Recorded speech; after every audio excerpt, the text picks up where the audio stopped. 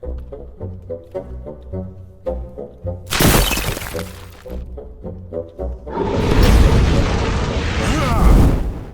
everyone, Riffraff Hornhelm is back again with another Fail Tale. And today is a doozy. It's one that I really struggle with because as a dwarf, this is just really hard on me. I think it's hard on any dwarf out there, and I can understand why. So, in today's Fail Tale, we're talking about a dwarf who had been on a quest with a number of adventurers, and he had found some ancient temple dedicated to the dwarven gods that was tucked away inside of the adventure they were going on. Now, he didn't have time to explore it or do anything about it other than to discover that those temples had been taken over and were being closely guarded by some evil entity. So when the adventure was over, he put together his own group of dwarves. He went back to his home dwarvish city and said, come on, we got to rescue these temples, we got to get rid of the evil entity, and life will be much better for everybody, and this will be returned to its rightful use. So they did. He brought a large group of dwarves, 99 dwarves plus himself, and set about to cleanse this temple and do what dwarves do best, which was fight whatever evil was there and make sure that this temple was then reconsecrated to the dwarven gods and properly cared for.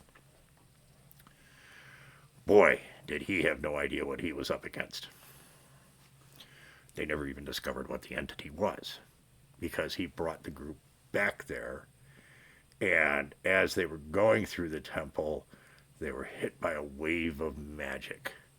The wave of magic was very peculiar. In the center of this temple was a huge hole, not uncommon in many dwarven temples, as some kind of a offering pit that you would use for passing your offerings on to the god. And it usually connected to some major feature within the underground demesne that you were in that made it core and central to the overall geography and the health of the area, the magical health of the area, the spiritual health of the area.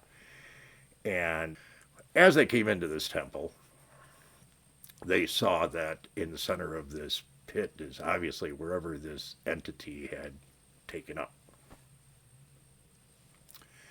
Now, this entity was not only evil, but really evil, liked to do mean things to people, torture them, really force them to deal with unpleasant things.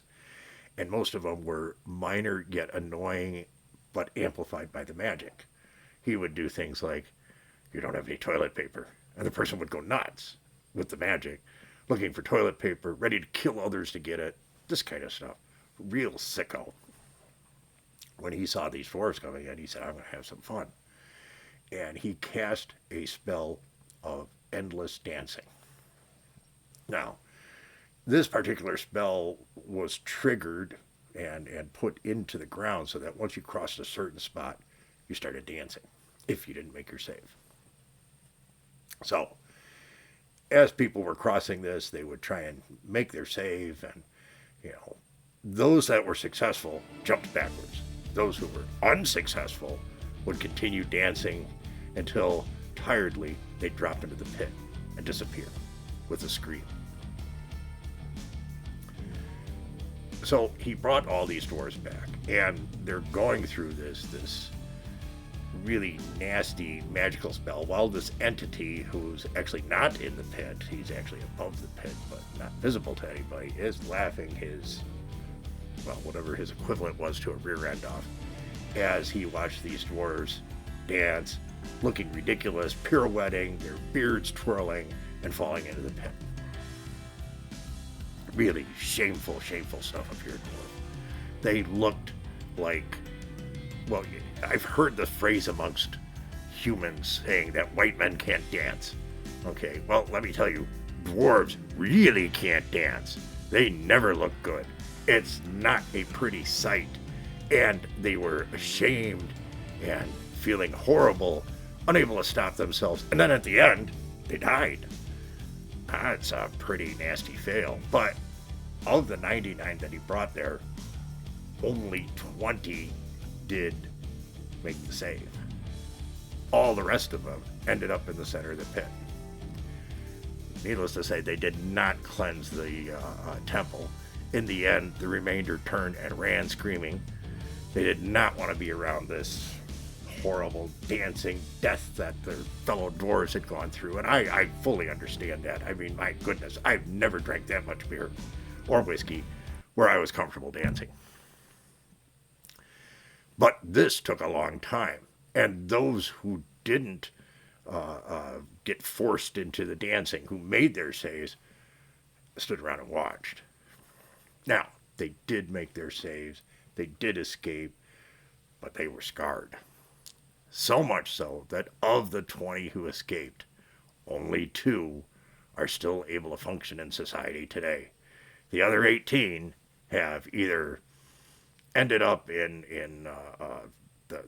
the loony bin, is the best way of putting it, the dwarven loony bin, or they ran screaming away at some point and nobody knows whatever happened to them. They're probably running around in the world mad, as in crazy mad, and that's the end of them. So, if you're a dwarf, the moral to this story is whatever you do, stay away from music, stay away from dance, which is another good reason to stay away from elves. I hope you found this educational, and I hope I didn't disturb anybody's dinner or ability to keep it down if you're a dwarf.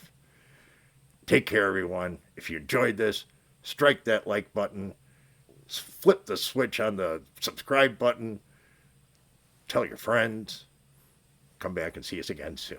We enjoyed having you. Thank you very much, and remember, dwarves rock!